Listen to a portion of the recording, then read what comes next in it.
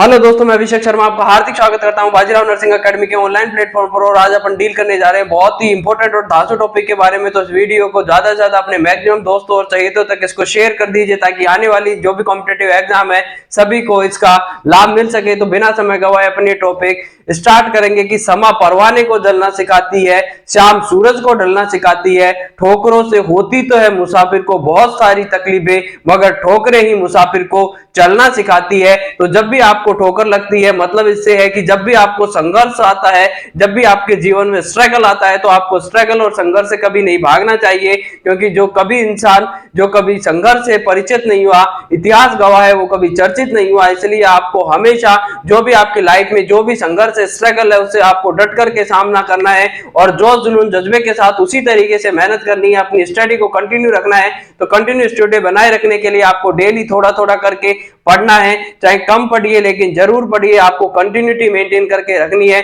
क्योंकि सफलता होती है वो स्टेप बाय स्टेप मिलती है। यहाँ पर आपको धीरे धीरे करके स्टेप बाय स्टेप चलना पड़ेगा कि रास्ते सीढ़ियां उन्हें मुबारक जिन्हें छत तक जाना है, हमारी मंजिल तो आसमां है, तो रास्ता भी खुद बनाना है। तो यहाँ पर अपने आप को अपना मंजिल सेट करके, अपना टारगेट सेट करके और अपना रास्ता खुद अपने आप बनाना है। कोई आपकी हेल्प करने नहीं आएगा। हम जरूर आपकी हेल्प करते हैं, लेकिन मेनली जो आपका काम है खुद 40% हम लोग आपकी हेल्प करेंगे, लेकिन 60% है मैक्सिमम आपको अपना एफर्ट लगाना पड़ेगा। क्योंकि जब तक आप अपना एफर्ट नहीं लगाते हैं तब तक दूसरों के ऊपर निर्भर होकर के आप अपना सिलेक्शन नहीं ले सकते हैं। तो सबसे ज्यादा खुद को सेल्फ स्टडी करनी पड़ेगी। इसके साथ साथ तो अपन टाइम वेस्ट किए बिना अपना टॉपिक स्टार्ट करते हैं। तो आज का अपना जो टॉपिक रहने वाला है वो है कॉल्ड चेन। कॉल्ड चेन क्या होती है, क्यों जरूरी होती है, कौन कौन से इसके इंस्ट्रूमेंट होते हैं जिससे कि कॉल्ड चेन को मेंटेन किया जाता है।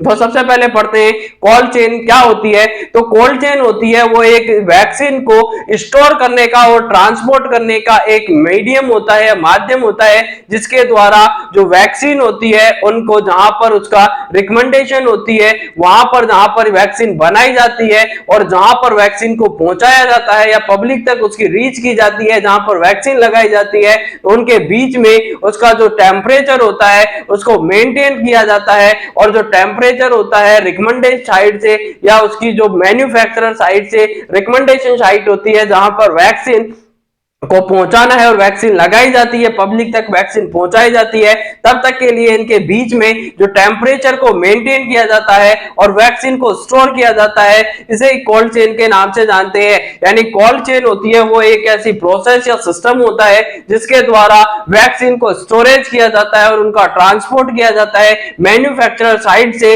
रिकमेंडेशन साइट तक उसको पहुंचाया जाता है। तो इसे पूरी प्रोसेस को कोल्ड चेन के नाम से जानते हैं। अब कोल्ड चेन में कोल्ड चेन का टेम्परेचर को मेंटेन किया जाएगा। वहां पर सबसे ज्यादा जरूरी होता है कि कोल्ड चेन कभी नहीं टूटनी चाहिए, क्योंकि अगर कोल्ड चेन टूटती है तो टेम्परेचर बढ़ेगा और टेम्परेचर बढ़ेगा तो जो भी आपकी हीट सेंसिटिव वैक्सीन होती है वो बिल्कुल खराब हो जाती है, तो उनका डिस्ट्रक्शन हो जाता है। जो भी उनके कंपोजिशन होता है, उसके जो बैक्टीरिया वायरस होते हैं वो किल हो जाते हैं। जो वैक्सीन होती है वो आपकी यहाँ पर खराब हो जाती है। तो कोल्ड चेन में वैक्सीन का जो टेम्परेचर होता है उस टेम्परेचर को मेंटेन करने के लिए पूरी तरीके से कोल्ड चेन एक सिस्टम बनाया गया है, जिससे कि वैक्सीन का स्टोरेज और उसके ट्रांसपोर्टिंग के टाइम पर इसका जो टेम्परेचर होता है उसको मेंटेन किया जा सके। तो यहाँ पर अपन ने कोल्ड चेन पढ़ लिया है। इसके बारे में आगे पढ़ते हैं कि कोल्ड चेन के लिए मॉनिटर करने के लिए कोल्ड चेन का जब भी टेम्परेचर मॉनिटरिंग करोगे तो टेम्परेचर मॉनिटरिंग के लिए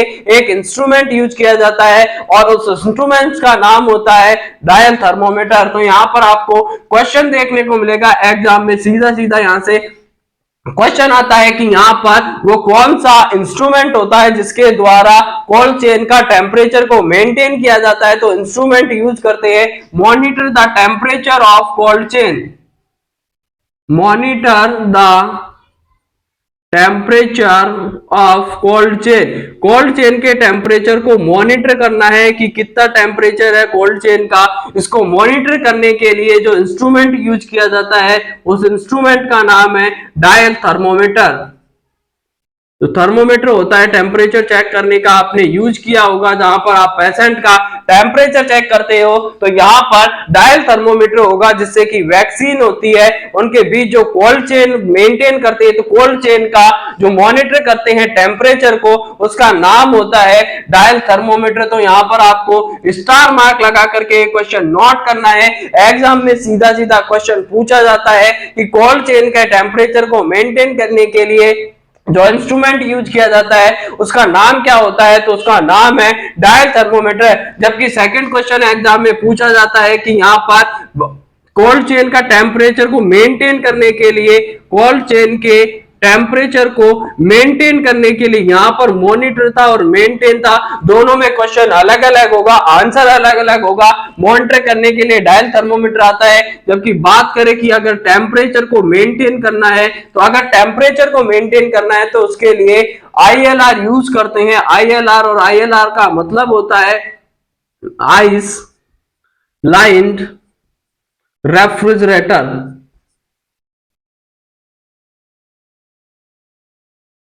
आइस लाइन रेफ्रिजरेटर का यहाँ पर यूज किया जाता है। तो कोल्ड चेन का अगर टेम्परेचर को मेंटेन करना है तो ILR यूज करेंगे, आइस लाइन रेफ्रिजरेटर यूज करेंगे।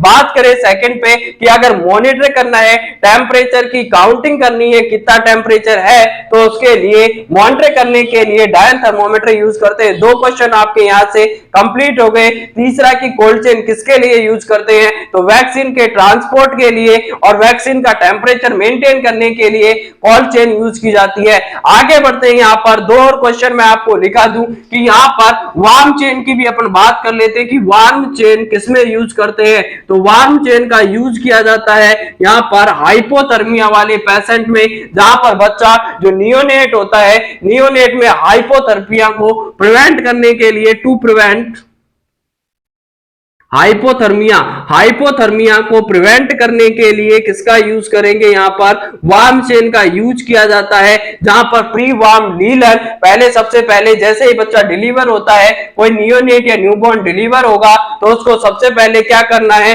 प्री वार्म नीलन से उसको साफ करना है, उसके जो भी सिक्रेशंस होते हैं उनको हटाना है, जो भी वर्निक्स कैसियोसा है उसको हटाना है, जो भी उसका चीजी सबस्टांस होता है उसको हटाना है। उसके बाद में उसको अच्छी तरीके से क्लीन करना है, प्री वार्म टाउल में उसको लपेट के रखना है। उसके बाद में क्या करना है, जरूरत पड़ेगी तो रेडिएंट वार्मर के नीचे ले जा करके रखना है, ताकि हाइपोथर्मिया को प्रिवेंट किया जा सके। क्योंकि हाइपोथर्मिया होता है वो एक साइलेंट किलर होता है। नियोनेट में सबसे ज्यादा जो साइलेंट किलर होता है वो कौन होता है, हाइपोथर्मिया होता है। हाइपोथर्मिया की वजह से बेबी की क्या हो सकती है, यहाँ पर सडन डेथ हो सकती है। तो वार्म चेन मेंटेन की जाती है टू प्रिवेंट द हाइपोथर्मिया, को प्रिवेंट करने के लिए। जबकि बात करें कि रिवर्स कोल्ड चेन का कहां पर यूज, रिवर्स कोल्ड चेन, अब रिवर्स कोल्ड चेन का भी यहां पर एग्जाम में क्वेश्चन पूछा जाता है कि रिवर्स कोल्ड चेन को कहां पर यूज करते हैं। तो रिवर्स कोल्ड चेन को यूज किया जाता है stool sampling of the,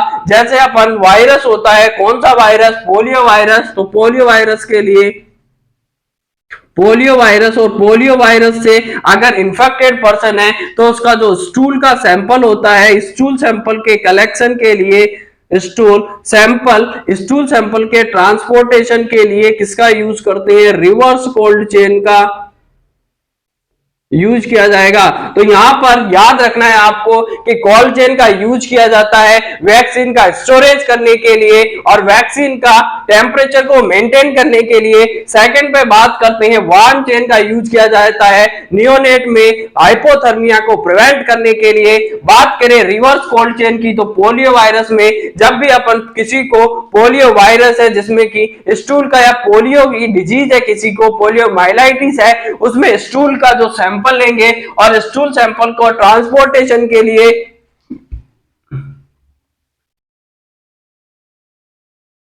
polio myelitis, poliomyelitis वाले केस में क्या किया जाता है, स्टूल के सैंपल को लेने ट्रांसपोर्ट करने के लिए रिवर्स कोल्ड चेन का यूज करते हैं। तो यहां पर अपन ने कितने क्वेश्चन डील कर लिए हैं, 5 क्वेश्चन आपके डील हो गए कि कोल्ड चेन क्या होती है। कोल्ड चेन के टेम्परेचर को मेंटेन करने के लिए आईएलआर यूज करते हैं, मॉनिटर करने के लिए कोल्ड चेन के टेम्परेचर को मॉनिटर करने के लिए डिस्टिल थर्मोमीटर यूज करेंगे, डायल थर्मोमीटर यूज करेंगे। वार्म चेन के लिए वार्म चेन क्यों यूज करते हैं, प्रिवेंट द हाइपोथर्मिया को, जो न्यूबॉर्न होते हैं उसमें हाइपोथर्मिया को प्रिवेंट करने के लिए वार्म चेन का यूज करते हैं। जबकि बात करें कि reverse transport, reverse cold chain किसमें यूज करेंगे, तो पोलियोमाइलाइटिस वाले केस में, पोलियो वाले केस में जिसमें पर्सन का स्टूल के सैंपल को ट्रांसपोर्ट करने के लिए रिवर्स कोल्ड चेन का यूज किया जाता है। तो यहां पर सेकंड नंबर पे अब आगे क्वेश्चन की बात करते हैं। तो यहां से बहुत सारे क्वेश्चन है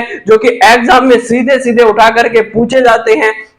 तो वीडियो को बिना स्किप किए ज्यादा से ज्यादा अपने दोस्तों तक इसको शेयर करना है और बिना स्किप किए हर कोई वीडियो यहां से देखना है, पूरा वीडियो देखना है। तो यहां पर बात करें कि जो रिकमेंडेड टेम्परेचर होता है कोल्ड चेन का, temperature of cold chain, cold chain के टेम्परेचर की मैं बात करूं कि कोल्ड चेन का जो टेम्परेचर है, रिकमेंडेड टेम्परेचर वो कितना होना चाहिए, तो यहां पर +2 to 8 डिग्री सेंटीग्रेड यहां पर टेम्परेचर देखने को मिलेगा। जो टेम्परेचर होता है कोल्ड चेन का 2 से लेकर के 8 डिग्री सेंटीग्रेड तक यहां पर कोल्ड चेन का टेम्परेचर होना चाहिए। आगे बात करते हैं कि एट लीस्ट, अब आपको जब भी आइसलैंड रेफ्रिजरेटर को यूज करते हैं, यहां पर आइसलैंड रेफ्रिजरेटर आपने यूज किया है, आईएलआर का यूज किया है, तो आईएलआर क्या करता है, टेम्परेचर को मेंटेन करने का काम करेगा। तो यहां पर एट लीस्ट टू टाइम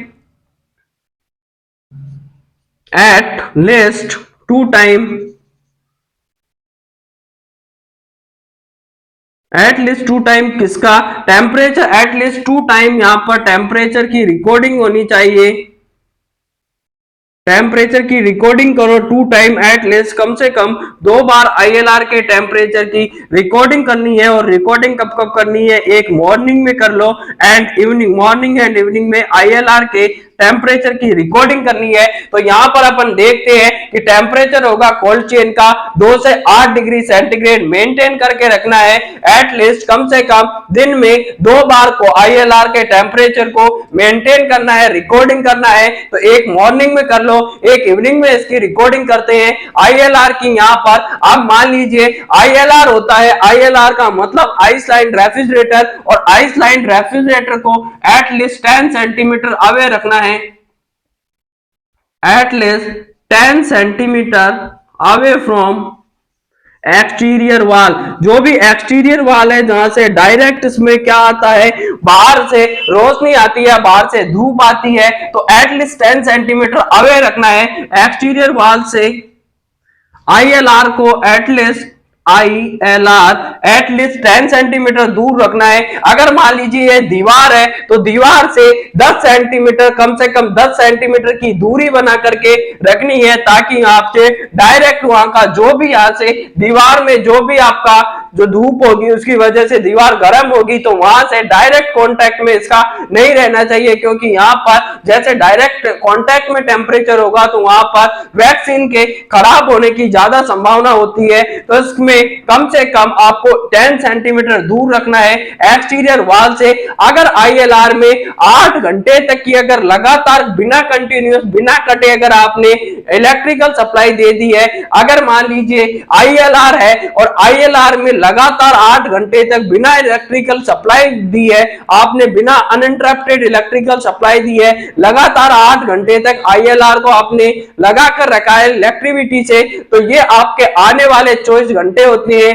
तब तक के लिए उसका आईएलआर के टेम्परेचर को मेंटेन कर सकता है। सपोज दैट एग्जांपल के लिए अगर आपने आईएलआर को 8 घंटे तक चार्ज करके रखा है, उसको इलेक्ट्रिकल प्लग में सप्लाई करके रखा है, और आगे मान लीजिए अगर लाइट चली जाती है, इलेक्ट्रिसिटी है वो लॉस हो जाती है, तो आने वाले 24 घंटे तक वो उसके टेम्परेचर को मेंटेन करके रख सकता है। तो 24 घंटे तक अगर आपने 8 घंटे तक बिना कटे हुए अगर सप्लाई दे दी है इलेक्ट्रिकल सप्लाई, तो आने वाले 24 घंटे तक ये इसके टेम्परेचर को मेंटेन करके रख सकता है। आगे बात करते हैं कि जो वैक्सीन होती है, इनके बीच में क्या होना चाहिए, वैक्सीन को क्या करते हैं, बॉक्स बना करके रखते हैं और इन बॉक्स के बीच में एयर के सर्कुलेशन के लिए गैप रहना है तो रखना है होता है। तो यहां पर क्या करना है कि गैप होना चाहिए बिटवीन द वैक्सीन, क्या करना है, गैप बिटवीन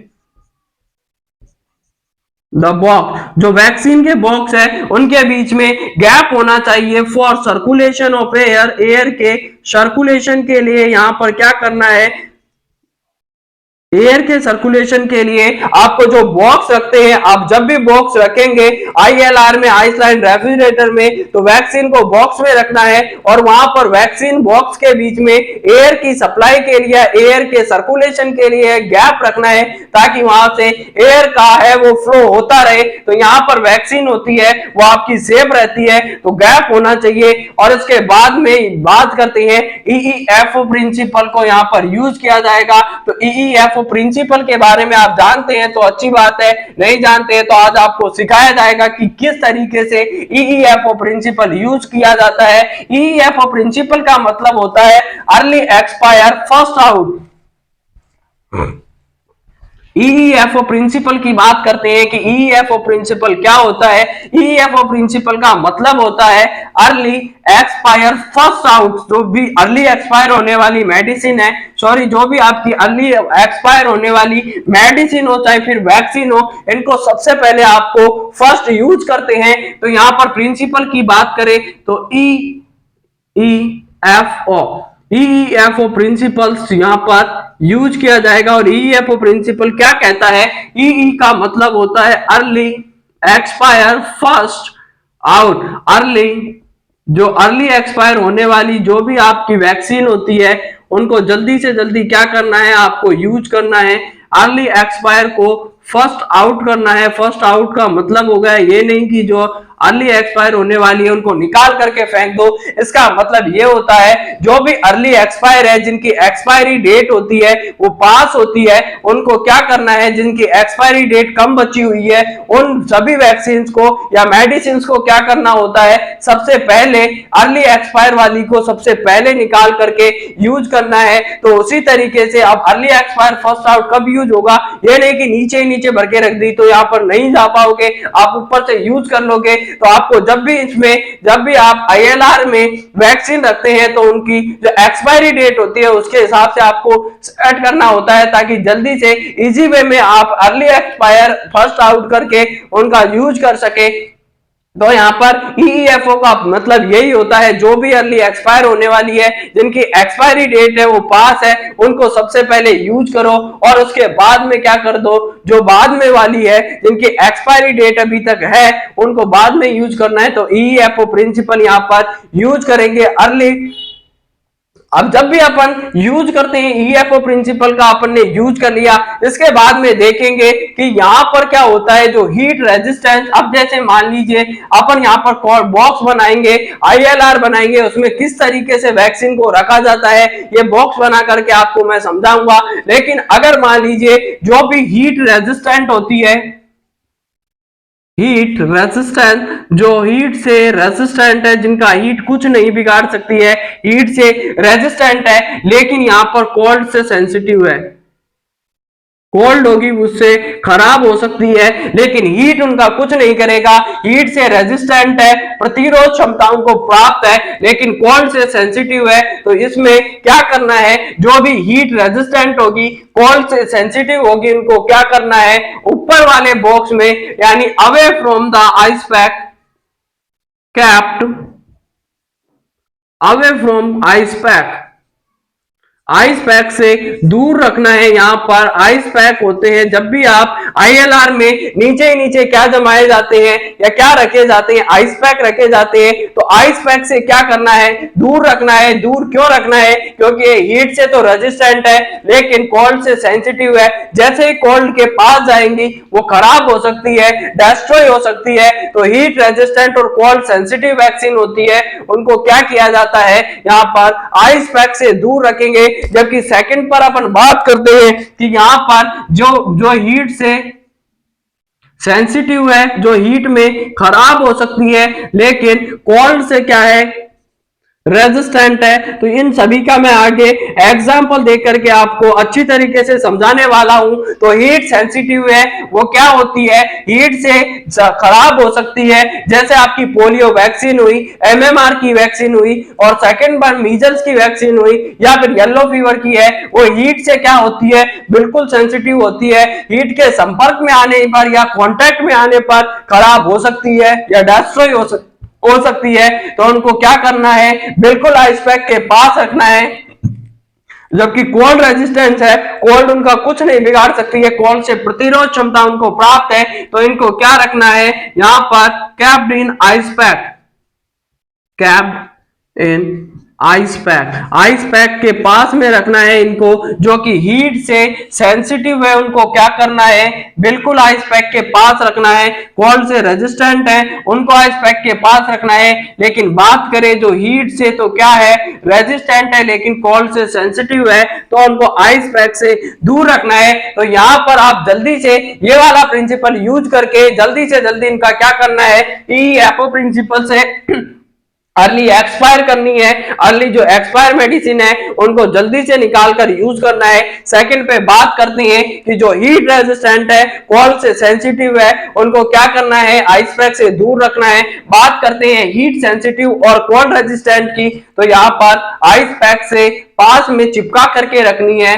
हीट से जो सेंसिटिव है, कोल्ड से रेजिस्टेंट है उनको। तो यहाँ पर आगे अपन बढ़ते हैं कि किस तरीके से आप ILR में, आइस लाइन रेफ्रिजरेटर में किस तरीके से आपको वैक्सीन होती है उनको जमा करके रखना होता है, या कैसे उनको कैप्ट करके रखना है ILR में। तो आइए देखते हैं। यहाँ पर आप डायग्राम बना करके, एक डायग्राम की मदद से आप यहाँ पर अच्छी तरीके से अपन डील करेंगे कि किस तरीके से यहाँ पर वैक्सीन का यहाँ पर स्टोरेज किया जाता है ILR में। क्योंकि आप जब भी ILR को मेंटेन करो तो ये चीजें ध्यान रखनी है, कहीं आपने DPT, DT और TT को यहाँ पर नीचे आइस पैक के पास में रख दिया है तो वो क्या हो सकती है, डिस्ट्रॉय हो सकती है। क्योंकि वो क्या होती है, हीट से तो रेजिस्टेंट होती है लेकिन कोल्ड से सेंसिटिव होती है। तो आगे अपन बात करते हैं कि यहाँ पर ये मान लीजिए आपका ILR था, आइस लाइन रेफ्रिजरेटर देखने को मिला। अब आइस लाइन रेफ्रिजरेटर में ऊपर ही ऊपर आपको क्या लिखना है, यहाँ पर हीट रेजिस्टेंट। हीट से क्या है, ऊपर की साइड जाओगे टेम्परेचर कम बढ़ता चला जाएगा, हीट रेजिस्टेंट हो गई। लेकिन यहाँ पर कोल्ड से क्या थी, ये सेंसिटिव थी, कोल्ड से सेंसिटिव है। बात करते हैं अब यहाँ पर नीचे की साइड जहां पर आइस पैक होते हैं, और वहां पर क्या होगा, हीट से तो क्या है, ये सेंसिटिव होगी, हीट से खराब हो सकती है। लेकिन कोल्ड से क्या होगी, यहाँ पर रेजिस्टेंट होती है। तो यहाँ पर आपको ये चीज अच्छी तरीके से समझनी है कि जो भी कोल्ड से रेजिस्टेंट होती है और हीट से सेंसिटिव होती है, इनको आइस पैक के पास में रखते हैं। जबकि जो हीट से रेजिस्टेंट है, जहां पर टेम्परेचर बढ़ेगा तो रेजिस्टेंस दिखाएगी, लेकिन कोल्ड से सेंसिटिव होती है, उनको दूर रखा जाता है कोल्ड से। तो यहाँ पर नीचे नीचे सबसे पहले 3-4 लाइन में अपन को क्या जमाना है, आइस पैक लगा करके रखने हैं। तो यहाँ पर अपन ने डाल दिए, यहाँ पर देखिए, यहाँ पर आइस पैक इस तरीके से जमा के रखने हैं। नीचे नीचे ILR में सबसे पहले आइस पैक लगाया है, तो यहाँ पर अपन लिख सकते हैं आइस पैक, सेकंड वन का आइस पैक। तो ये सभी जो लाइनें हैं वहां पर क्या है, आइस पैक देखने को मिलेगा, आइस पैक लगाते हैं। सेकंड वन पर आगे चलते हैं अपन, ये सभी आइस है तो आइस पैक लिख लीजिए। यहाँ पर सेकंड वन लाइन पे चलेंगे, यहाँ पर तो इससे पहले जस्ट ऊपर जैसे ही जस्ट आइस पैक के ऊपर वाली लाइन में अपन को क्या रखनी है, तो यहाँ पर रखनी है अपन को पोलियो वैक्सीन। और पोलियो में भी कौन सी वैक्सीन रखनी है, ओरल पोलियो वैक्सीन। क्योंकि ओरल पोलियो वैक्सीन होती है, उसका जो टेम्परेचर होता है OPV रखेंगे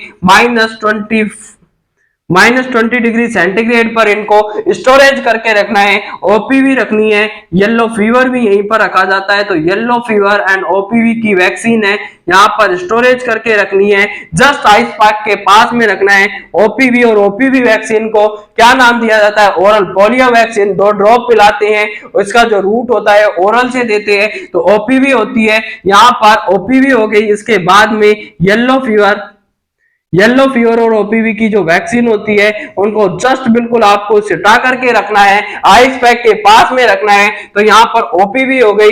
इसके बाद में देखते हैं कि ओपीवी के बाद में और येलो फीवर के बाद में कौन सी वैक्सीन रख सकते हैं। तो यहाँ पर अपन को वैक्सीन जो सेकंड नंबर पे रखते हैं वहां पर वैक्सीन होगी मीजल्स की वैक्सीन को यहाँ पर रखा जाता है।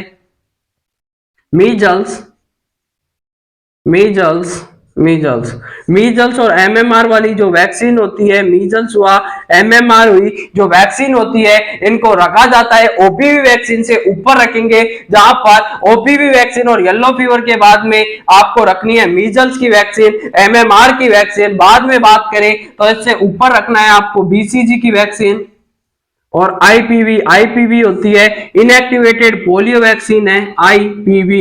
ओपीवी का टेम्परेचर होगा -20 डिग्री सेंटीग्रेड पर इसको स्टोरेज करते हैं, इसीलिए आइस पैक के पास रखते हैं। लेकिन बात करें आईपीवी की तो आईपीवी को क्या रखा जाता है 2 to 8 डिग्री सेंटीग्रेड पर स्टोरेज करके रखते हैं। तो आईपीवी को ऊपर रखना है। हेपेटाइटिस बी वाली वैक्सीन को भी इसके पास में चटा करके रखेंगे। आईपीवी हुआ, हेपेटाइटिस बी वैक्सीन हुई, इनको ऊपर रखना है, जस्ट ऊपर मीजल से रखना है। बात करते हैं इसे आगे बढ़ेंगे। अब आईपीवी था, इसे साल्क पोलियो वैक्सीन के नाम से भी जानते हैं। इसकी जो खोज की थी वो साल्क ने करी थी, जबकि ओरल पोलियो वैक्सीन होती है, ओरल पोलियो की जो वैक्सीन की खोज की थी वो किसने करी थी, जल्दी से बताइए कमेंट करके। तो यहाँ पर ओरल पोलियो वैक्सीन की खोज करी थी वो सैबिन ने करी थी, जबकि साल्क की खोज करी थी वो आईपीवी है वो साल्क ने करी थी। आगे बढ़ते हैं इससे, तो आगे बढ़ेंगे तो किस पे, यहाँ पर पोलियो की वैक्सीन रख दी है, इसके बाद में हेपेटाइटिस वाली वैक्सीन रख दी, बीसीजी की वैक्सीन रख दी है,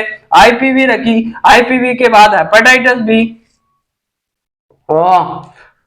आईपीवी और आईपीवी के साथ आपको रखना है, हेपेटाइटिस नहीं रखनी, यहाँ पर बीसीजी की वैक्सीन रखनी है। तो बीसीजी यहाँ पर लिख लीजिए, आप सही कर लीजिए इसको जल्दी से कि बीसीजी आईपीवी के साथ ऊपर वाली लाइन में लिखते हैं बीसीजी रखेंगे, और इससे जो ऊपर रखते हैं वहां पर हेपेटाइटिस बीसीजी की वैक्सीन बैसिलस कालमेट ग्योरिन जो कि माइकोबैक्टीरियम ट्यूबरक्लोसिस को प्रिवेंट करने के लिए या टीबी को प्रिवेंट करने के लिए देते हैं। तो आईपीवी और बीसीजी की वैक्सीन रखनी है। इससे ऊपर चलते हैं तो यहां पर आपको रखनी होती है हेपेटाइटिस बी। हेपेटाइटिस बी की आप वैक्सीन कहां पर रखोगे, आईपीवी से ऊपर रखनी है, और यहाँ बीसीजी वैक्सीन के ऊपर रखना है, और लास्ट में सबसे ऊपर आपको रख करके रखनी होती है टीटी हुआ, डीपीटी हुई, डीटी हुआ, टीटी, डीपीटी, डीटी, टीटी ऊपर ही ऊपर रखा जाता है। डीपीटी की वैक्सीन हुई, टीटी वैक्सीन हुई, डीटी वैक्सीन हुई, ये सभी वैक्सीन होती है जो हीट से रेजिस्टेंट है, कॉल से सेंसिटिव। अब यहाँ पर जल्दी से समझने की कोशिश करिए कि सबसे पहले अपन ने हीट से सेंसिटिव और कॉल से रेजिस्टेंट वाली वैक्सीन थी उनको कहां पर रखते हैं, आइस पैक के पास रखते हैं, क्योंकि ये कॉल से सेंसिटिव नहीं होती है, कॉल से रेजिस्टेंट होती है, और हीट ये जैसे ही आपके टेम्परेचर बढ़ेगा ये खराब हो जाती है। तो आइस पैक के पास में बिल्कुल उनसे सटा कर रखते हैं। ओपीवी और येलो फीवर की वैक्सीन होती है उनको बिल्कुल आइस पैक के पास रखते हैं। ओपीवी का जो टेम्परेचर होता है इसको स्टोरेज का -20 डिग्री सेंटीग्रेड पर स्टोरेज करके रखते हैं। आगे चलते हैं, मीजल्स एमएमआर की वैक्सीन होती है इसके ऊपर रखेंगे, इससे ऊपर आईपीवी और बीसीजी की वैक्सीन रखते हैं, उससे ऊपर हेपेटाइटिस बी की वैक्सीन रखेंगे, और सबसे ऊपर ही ऊपर रखी जाती है टीटी की, डीपीटी की, टीटी की और टीटी की जो भी वैक्सीन होती है वो क्या होती है, हीट से रेजिस्टेंट होती है और कोल्ड से सेंसिटिव होती है। तो जो भी स्क्रीनशॉट लेना चाहता है जल्दी से स्क्रीनशॉट ले लीजिए। फिर इसके आगे बढ़ते हैं कि किस तरीके से वो कौन कौन से इंस्ट्रूमेंट होते हैं जिनके द्वारा यहाँ पर कोल्ड के टेम्परेचर को मेंटेन किया जाता है। तो सबसे पहले बात करेंगे कि यहाँ पर हीट रेजिस्टेंट है, कोल्ड से सेंसिटिव होती है, या आपने पढ़ लिया है, स्क्रीनशॉट लेकर के आप जल्दी से इसको क्या कर सकते हैं, अपनी नोटबुक में नोट कर लेना, ताकि आने वाले समय में जब भी आपको जरूरत पड़े आप यहां से जाकर के पढ़ ले। तो अपन बात करते हैं कि वो कौन कौन से इंस्ट्रूमेंट होते हैं जिनके द्वारा कोल्ड चेन के टेम्परेचर को मेंटेन करके रखा जाता है। तो अपन ने पढ़ा था कि मेंटेन करने के लिए मेनली यूज किया जाता है यहाँ पर आईएलआर को, जबकि बात करें डायल थर्मोमीटर का यूज किया जाता है इसके टेम्परेचर की रिकॉर्डिंग करने के लिए।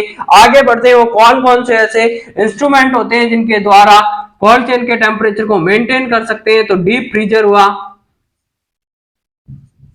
अब डीप फ्रीजर क्या होता है, यहाँ पर आपको समझने की कोशिश करनी है कि डीप फ्रीजर क्या होता है। डीप फ्रीजर होता है, उसको आइस पैक प्रिपेयर करने के लिए यूज करते हैं। तो टू प्रिपेयर द, इसका यूज है कि यहाँ पर ice pack, to prepare the ice pack को प्रिपेयर करने के लिए इसका यूज किया जाता है। यहाँ पर इसके जो टेम्परेचर की मैं बात करूं कि डीप फ्रीजर का टेम्परेचर क्या देखने को मिलेगा, तो -22 -40 डिग्री सेंटीग्रेड यहाँ पर इसका टेम्परेचर देखने को मिलता है। तो टेम्परेचर में लिखना है कि डीप फ्रीजर का जो टेम्परेचर होता है -20 से लेकर के -40 डिग्री सेंटीग्रेड इसका टेम्परेचर देखने को मिलेगा। इसके बाद में बात करते हैं, इसका पर्पज होता है फ्रोजन आइस पैक बनाने का होता है।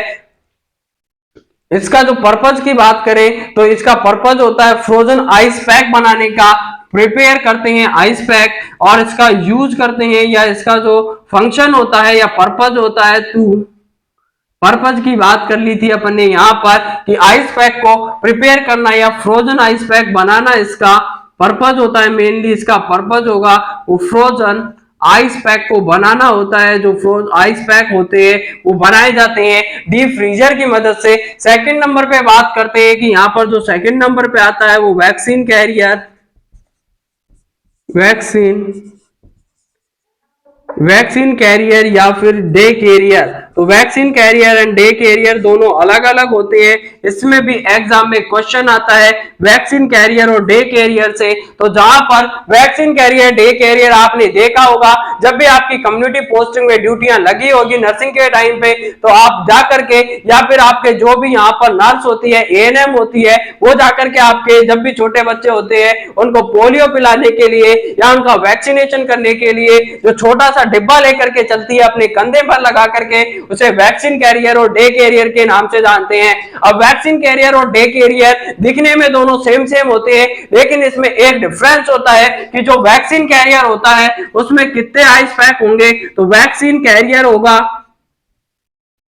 वैक्सीन कैरियर में बिल्कुल 4 आइस पैक होते हैं, 4 आइस पैक से मिलकर बना हुआ होता है। इसमें वायल की बात करें तो उसमें 16 से लेकर के 20 वायल रख सकते हैं। 4 आइस पैक से मिलकर बना होता है। वैक्सीन कैरियर होता है 4 आइस पैक से मिलकर बना हुआ होगा। देखने में वैक्सीन कैरियर, डे कैरियर दोनों एक जैसे दिखते हैं बाहर से। वो एक कंधे पर लटका करके घूमने वाला बैग होता है, ये जो प्लास्टिक का डिब्बा होगा आइस पैक से, 4 आइस पैक से मिलकर के बना हुआ होता है। बात करें इसमें कि 16 से 20 वायल, इसमें जो भी आपकी वैक्सीन होती है उसकी 16 से 20 वायल यहाँ पर यूज कर सकते हैं। और इसको जब अपन ओपन कर देते हैं तो 4 आवर तक ये इफेक्टिवनेस दिखा सकता है अपनी। जो इसकी इफेक्टिवनेस होती है 4 घंटे तक होती है। जैसे ही आप इसको ओपन करोगे उसमें उसका टेम्परेचर होता है वो क्या होने लग जाता है, धीरे धीरे बढ़ने लग जाएगा। तो 16 से 20 वायल को 4 घंटे तक अपन यूज कर सकते हैं, 4 आवर तक इसका यूज किया जा सकता है। जबकि बात करते हैं डे कैरियर की, तो डे कैरियर में क्या देखने को मिलेगा, डे कैरियर होता है उसमें केवल 2 आइस पैक्स यूज करते हैं। तो 2 आइस पैक का इसमें यूज किया जाएगा। इसमें जो वायल होती है 6 से लेकर के 6 to 8 वायल इसमें रखते हैं, कैप रखेंगे। 6 से 8 वायल इसमें ले जा सकते हैं। 2 आइस पैक होते हैं, 6 से 8 वायल इसमें यूज करते हैं, लेकर के जा सकते हैं।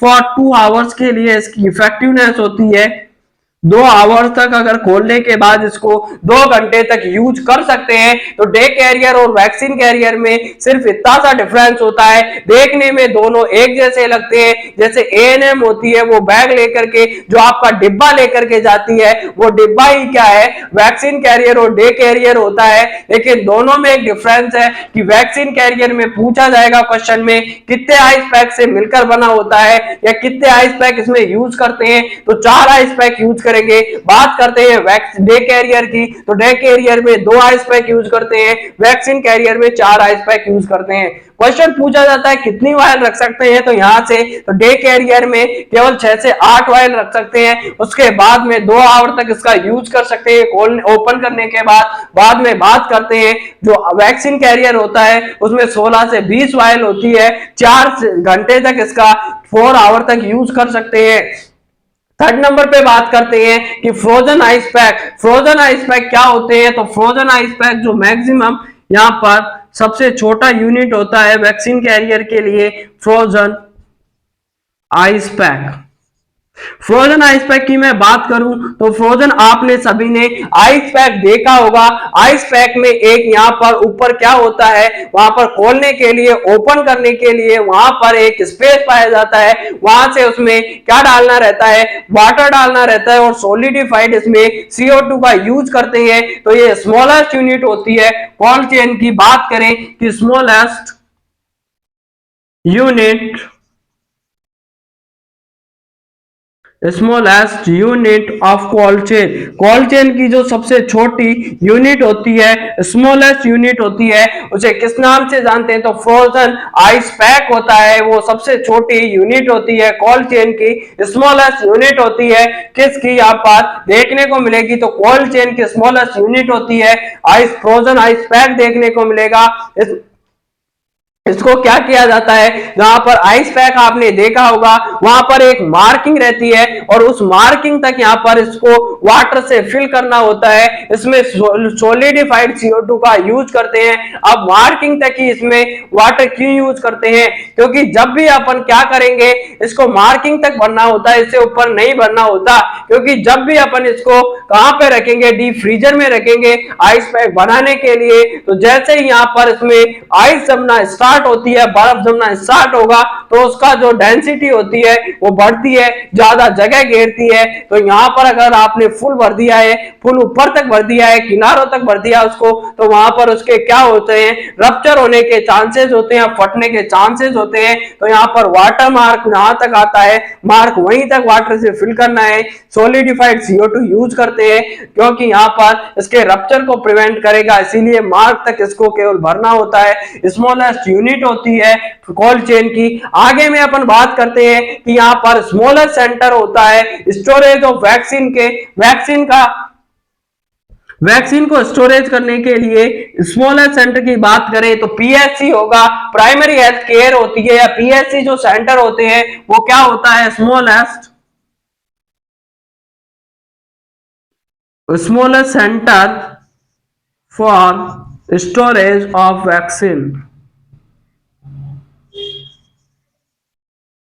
वैक्सीन का स्टोरेज करने के लिए जो सबसे छोटा सेंटर होता है वो PHC होती है। सब सेंटर और विलेज लेवल पर यहाँ पर वैक्सीन का स्टोरेज करके नहीं रखते हैं। वहां पर जब भी जरूरत होती है तो डे कैरियर और वैक्सीन कैरियर ले जा करके आप वहां कम्युनिटी में इम्यूनाइजेशन करते हो। लेकिन PHC सबसे छोटा सेंटर होता है जहां पर स्मॉलेस्ट सेंटर है, जहां पर वैक्सीन का स्टोरेज करके रखा जाता है। वैक्सीन स्टोरेज करते हैं सबसे छोटे लेवल पर, PHC पर करेंगे, विलेज लेवल और कम्युनिटी लेवल पर इसका स्टोरेज नहीं करते हैं। डायरेक्ट लेकर के आप डे कैरियर, वैक्सीन कैरियर लेकर जाओगे और वहां पर इम्यूनाइजेशन करके वापस आकर के वापस यहाँ पर PHC में ला करके जो बची हुई वैक्सीन होती है उनको वापस यहाँ पर डीप फ्रीजर में ला करके डाल दिया जाता है। तो ये पूरी तरीके से जो भी इंस्ट्रूमेंट होते हैं, जो जो यूज किया जाता है इनका।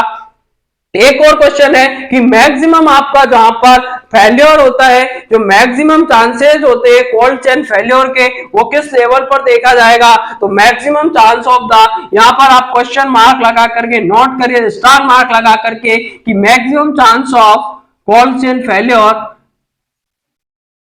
Maximum chance of cold chain failure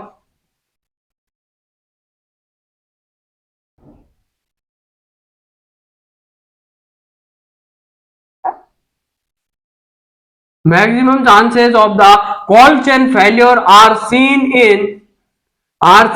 at the sub center or village level। Sub centre और विलेज लेवल पर सबसे ज्यादा कोल्ड चेन फेल्योर होने के चांसेस होते हैं, क्योंकि वहां पर प्रॉपर इलेक्ट्रिकल सप्लाई नहीं होती है और यहाँ इसी वजह से मैक्सिमम चांसेस अब देखने को मिलेगा। कोल्ड चेन फेल्योर के मैक्सिमम चांसेस की बात करें कि कहां पर मैक्सिमम चांसेस होते हैं कोल्ड चेन फेल्योर होने के, तो कोल्ड चेन फेल्योर होने का जो मैक्सिमम चांस होता है सब सेंटर और विलेज लेवल पर देखने को मिलेगा। अब अपन आगे बात करने वाले हैं कि कौन कौन से सेंटर पर कौन कौन सा इंस्ट्रूमेंट यूज किया जाता है, इसका टेम्परेचर कितना होता है और उसके स्टोरेज करने की ड्यूरेशन है वो कब तक वहां पर अपन स्टोरेज करके रख सकते हैं। तो यहाँ पर अपन को आगे बढ़ते हैं कि यहाँ पर मेनली जो सेंटर कौन से हैं, वहां पर इंस्ट्रूमेंट कौन सा यूज किया जाएगा, टेम्परेचर उसका कितना होगा और कितनी ड्यूरेशन तक आप उसको स्टोरेज करके रख सकते हैं। तो यहाँ पर आपको नए पेज में नई हेडिंग डाल करके लिखना है कि इंस्ट्रूमेंट, सेंटर, टेम्परेचर और उसका जो स्टोरेज करने की ड्यूरेशन है वो कब तक कर सकते हैं, कौन सा इंस्ट्रूमेंट यूज किया जाएगा, कितना उसका टेम्परेचर होगा और कौन से लेवल पर कर सकते हैं। तो स्टेट लेवल पर बात करते हैं, स्टेट और रीजनल लेवल की, तो वहां पर WIC यूज करते हैं, walk in cooler and deep freezer का यूज करेंगे। तो वॉक इन कूलर क्या होता है कि रीजनल और स्टेट लेवल पर वैक्सीन का स्टोरेज करने के लिए जो इंस्ट्रूमेंट यूज किया जाता है उसे वॉक इन WIC के नाम से जानते हैं। बहुत बड़ा कमरा टाइप का होता है, वॉक इन कूलर के नाम से जाना जाएगा, और वॉक इन रूम और वॉक इन कूलर के नाम से जानते हैं। तो बात करते हैं यहाँ पर कि सेंटर, एक साइड में आपको लिखना है कि सेंटर कौन कौन से सेंटर पर कौन कौन सा इंस्ट्रूमेंट यूज किया जाएगा कोल्ड चेन को टेम्परेचर को मेंटेन करने के लिए। यहाँ पर कोल्ड चेन का टेम्परेचर कितना देखने को मिलेगा और ड्यूरेशन कितनी होती है जब तक इसको, ड्यूरेशन ऑफ स्टोरेज, स्टोरेज की ड्यूरेशन कितनी होगी, यहाँ पर कितने दिन तक इसको स्टोरेज करके रख सकते हैं। तो यहाँ पर सबसे पहले अपन बात करने जा रहे हैं कि सेंटर कौन सा होगा। तो सेंटर पे सबसे पहले बात करते हैं कि रीजनल और state level, regional and state level की बात करें, रीजनल लेवल और स्टेट लेवल पर जो इंस्ट्रूमेंट होता है वॉक इन कूलर देखने को मिलेगा। WIC, और WIC का मतलब होता है walk in cooler. Walk in cooler ये पूरा बहुत बड़ा कमरा जैसा होता है और उस पूरे कमरे के टेम्परेचर को मेंटेन करके रखा जाता है। या हो सकता है walk in freezer, walk in freezer. Walk in cooler और वॉक इन फ्रीजर दो टाइप के देखने को मिल सकते हैं। वॉक इन कूलर का जो टेम्परेचर होता है +2 to 8 डिग्री सेंटीग्रेड देखने को मिलेगा, जबकि वॉक इन फ्रीजर का टेम्परेचर की बात करें, वॉक इन फ्रीजर की, तो इसमें जो टेम्परेचर होता है -20 to -40 डिग्री सेंटीग्रेड इसका टेम्परेचर होगा। ड्यूरेशन की बात करें तो दोनों में ही 3 मंथ तक स्टोरेज करके रख सकते हैं। तो इसके जो ड्यूरेशन होता है स्टोरेज करने की वो 3 मंथ तक यहाँ पर स्टोरेज देखने को मिल सकता है। नेक्स्ट लाइन में अपन बात करते हैं नेक्स्ट लेवल की, तो यहाँ पर डिस्ट्रिक्ट लेवल और CSC पर, district level and CSC, district level और CSC कम्युनिटी हेल्थ सेंटर पर कौन सा इंस्ट्रूमेंट किया जाएगा, यूज किया जाएगा। तो लार्ज ILR और लार्ज डीप फ्रीजर को यहाँ पर यूज करते हैं। तो large ice lined refrigerator and large deep freezer, large deep freezer और लार्ज आइसलैंड रेफ्रिजरेटर का यूज करेंगे। टेम्परेचर की बात करते हैं तो लार्ज ILR का टेम्परेचर होगा +2 to 8 डिग्री सेंटीग्रेड देखने को मिलेगा। लार्ज डीप फ्रीजर के टेम्परेचर की बात करें तो यहाँ पर लार्ज डीप फ्रीजर का जो टेम्परेचर होता है वो टेम्परेचर देखने को मिलेगा -20 to -40 डिग्री सेंटीग्रेड टेम्परेचर रहेगा। ड्यूरेशन की बात करें तो ड्यूरेशन होती है वो कब तक स्टोरेज करके रख सकते हैं, वही अप टू 3 मंथ तक यहाँ पर स्टोरेज किया जा सकता है। 3 मंथ तक कर सकते हैं, इसका ड्यूरेशन होगा। सेंटर और रीजनल लेवल पर 3 मंथ तक ड्यूरेशन में कर सकते हैं, जबकि डिस्ट्रिक्ट लेवल और CSC लेवल पर लार्ज ILR और लार्ज डीप फ्रीजर में 2 to 8 डिग्री सेंटीग्रेड टेम्परेचर होगा लार्ज ILR का। बात करते हैं लार्ज डीप फ्रीजर की, तो इसका जो टेम्परेचर होता है -20 to -40 डिग्री सेंटीग्रेड देखने को मिलेगा और उसमें केवल और केवल 1 मंथ तक इसको स्टोरेज करके रख सकते हैं। डिस्ट्रिक्ट और CSC लेवल पर स्टोरेज होगा वैक्सीन का वो 1 मंथ के लिए कर सकते हैं। नेक्स्ट में बात करते हैं PSC के लेवल पर कि PSC पर कितने दिनों तक आप मेंटेन करके रख सकते हैं। तो PSC पर यूज किया जाता है small ILR and small deep freezer. अब स्मॉल ILR और स्मॉल डी फ्रीजर है, टेम्परेचर ILR का वही +2 to 8 डिग्री सेंटीग्रेड देखने को मिलेगा। बात करते हैं स्मॉल डी फ्रीजर की, तो टेम्परेचर होगा -20 to -40 डिग्री सेंटीग्रेड टेम्परेचर होगा। अप टू 1 मंथ तक वैक्सीन का स्टोरेज करके रख सकते हैं। तो PSC पर भी 1 महीने तक आप स्टोरेज करके रख सकते हो यहाँ पर। तो स्मॉल ILR और स्मॉल डी फ्रीजर यूज करते हैं। बात करते हैं सब सेंटर पर, तो सब सेंटर पर क्या होगा, आप यहाँ पर वैक्सीन कैरियर और डे कैरियर का यूज करते हैं। 2 से 8 डिग्री सेंटीग्रेड टेम्परेचर होगा और 48 से 72 घंटे तक यहाँ पर आप यूज कर सकते हैं। तो सब सेंटर की बात करें, सब सेंटर में वैक्सीन कैरियर और डे कैरियर का यूज करते हैं। वैक्सीन कैरियर जिसमें कि 4 आइस बॉक्स होते हैं, जबकि डे कैरियर में अपन ने पढ़ा था कि डे कैरियर में केवल 2 आइस बॉक्स यूज करते हैं। तो day carrier and vaccine carrier में क्या करते हैं, इसका टेम्परेचर होगा +2 to +8 degree centigrade, +2 to +8 degree centigrade temperature देखने को मिलेगा। 48 से 72 घंटे तक 48 to 72 आवर तक इसका स्टोरेज करके रख सकते हैं। लेकिन यूज कब करते हैं, यूज कितने दिन तक कर सकते हैं, तो आइस लाइन का, तो वैक्सीन कैरियर का केवल 4 घंटे तक यूज कर सकते हैं। जहां पर आपने ओपन कर दिया उसके 4 घंटे तक इसको यूज किया जा सकता है। डे कैरियर होगा, उसका टेम्परेचर 2 से 8 डिग्री सेंटीग्रेड होगा, लेकिन ओपन करने के बाद अगर पैक है तो 48 से 72 घंटे तक आप यूज कर सकते हैं। लेकिन ओपन करने के बाद इसको केवल 2 घंटे तक इसका यूज कर सकते हैं। आगे बात करते हैं कि विलेज और सेशनल लेवल पर फ्रोजन आइस पैक यूज किया जाता है। बात करें विलेज एंड सेशनल लेवल, जहां पर आपको जा करके इम्यूनाइजेशन करना है, इम्यूनिटी प्रोवाइड करवानी है बच्चों में इम्यूनाइजेशन करके, तो यहां पर क्या यूज किया जाएगा, frozen ice pack. Frozen ice pack का यहाँ पर यूज करना है। फ्रोजन आइस पैक का यूज करेंगे, टेम्परेचर वही +2 to 8 डिग्री सेंटीग्रेड देखने को मिलेगा। बात करते हैं 1 to 3 आवर्स तक इसका यूज कर सकते हैं। तो यहाँ पर 1 से 3 घंटे तक आप फ्रोजन आइस पैक ले जा करके वहां पर वैक्सीन लगा सकते हैं। 1 से 3 घंटे तक इसका यूज कर सकते हैं। तो अपन ने पढ़ा है, जल्दी से इसका क्विक रिव्यू कर लेते हैं कि सेंटर कहां पर होगा। अगर रीजनल और स्टेट लेवल पर, सॉरी यहाँ पर स्टेट नहीं है, ये स्टेट है। यहाँ पर स्टेट यानी जो राज्य का लेवल है, स्टेट वाले लेवल और रीजनल लेवल पर जो इंस्ट्रूमेंट यूज किया जाता है WIC होगा, वॉक इन कूलर और walk in freezer. Walk in cooler का जो टेम्परेचर होता है 2 to 8 डिग्री सेंटीग्रेड होगा, जबकि वॉक इन फ्रीजर का टेम्परेचर -20 to -40 डिग्री सेंटीग्रेड देखने को मिलेगा। ड्यूरेशन होती है स्टोरेज की 3 मंथ तक यहाँ स्टोरेज करके रख सकते हैं। बात करें डिस्ट्रिक्ट एंड CSC लेवल की, तो लार्ज ILR होगा और large deep freezer, large ILR का 2 to 8 डिग्री सेंटीग्रेड देखने को मिलेगा टेम्परेचर। बात करें लार्ज डीप फ्रीजर की, -20 to -40 होगा, 1 मंथ तक इसका स्टोरेज कर सकते हैं। PSC पर स्मॉल ILR होता है, स्मॉल डीप फ्रीजर होता है, टेम्परेचर होगा स्मॉल ILR का 2 to 8 डिग्री सेंटीग्रेड होता है। स्मॉल डीप फ्रीजर का -20 से -40 डिग्री सेंटीग्रेड देखने को मिलेगा। सब सेंटर की बात करते हैं, वैक्सीन कैरियर डे कैरियर होते हैं। वैक्सीन कैरियर में 4 आइस पैक होंगे यहाँ पर, 4 आइस पैक। जबकि बात करते हैं कि डे कैरियर और डे कैरियर में 2 आइस पैक देखने को मिलेगा। तो ये क्वेश्चन अपन ने पहले भी डील किया है। तो day carrier vaccine carrier 2 to 8 degree centigrade temperature होगा, 48 से 72 घंटे तक इसको यूज कर सकते हैं बिना ओपन किए। लेकिन बात करें स्टोरेज के लिए, लेकिन आपने यूज करना स्टार्ट कर दिया है, ओपन कर दिया है, तो केवल वैक्सीन कैरियर को 4 hour and day carrier 2 hour तक यूज कर सकते हैं।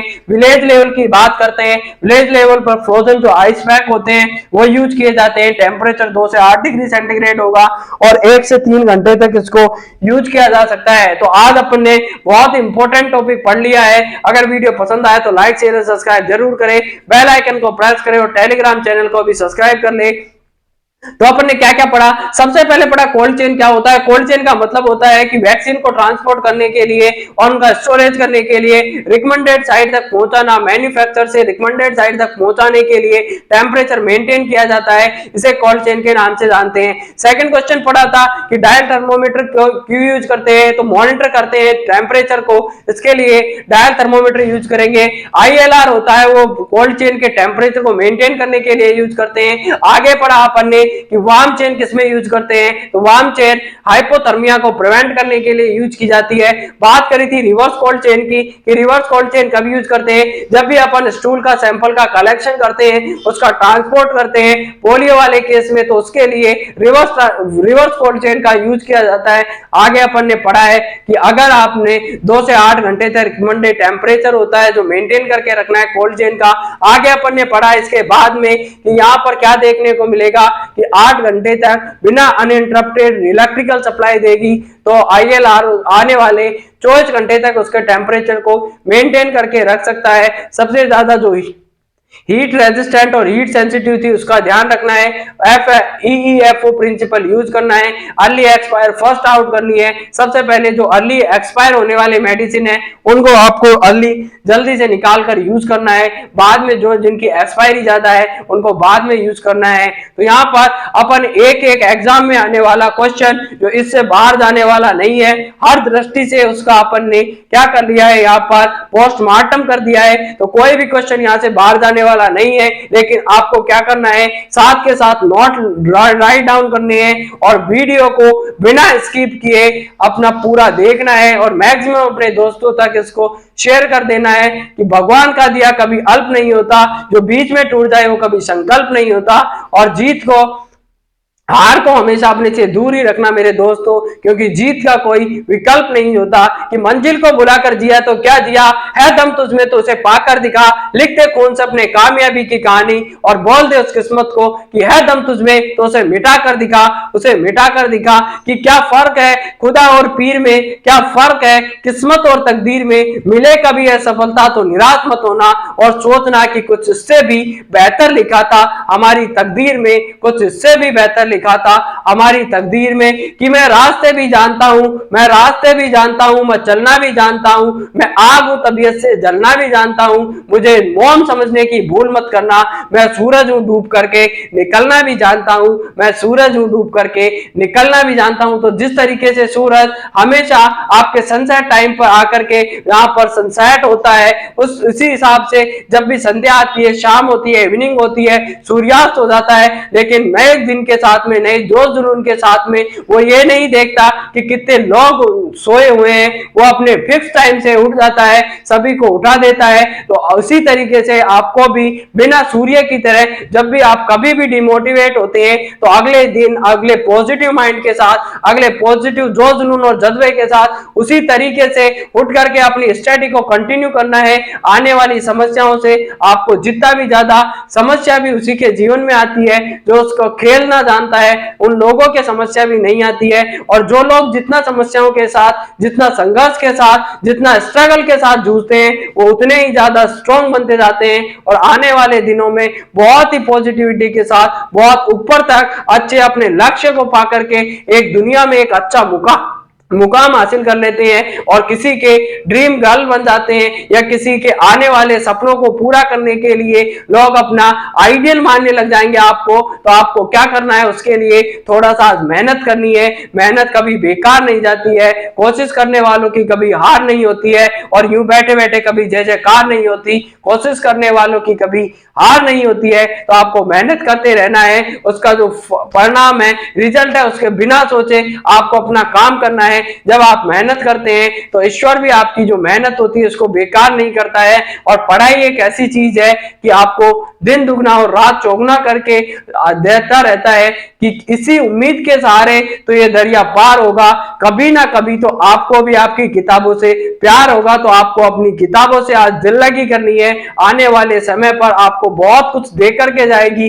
कभी भी किताबें होती है वो अपने दोस्ती का, अपना दोस्त होता है, उसका कभी हाथ नहीं छोड़ती है। तो आज के लिए इतना ही, मिलते हैं नए टॉपिक में नए वीडियो के साथ। आज बहुत सारा मोटिवेशन हो गया है आपके लिए, तो इसको अपना इंटरनल मोटिवेट होकर के आने वाली एग्जाम को जल्दी से जल्दी फाइट करके आप खुशखबरी दे, ऐसी हम उम्मीद करते हैं। तो आज के लिए इतना ही। जय हिंद, जय Bharat, thanks to all, love you to all, thank you.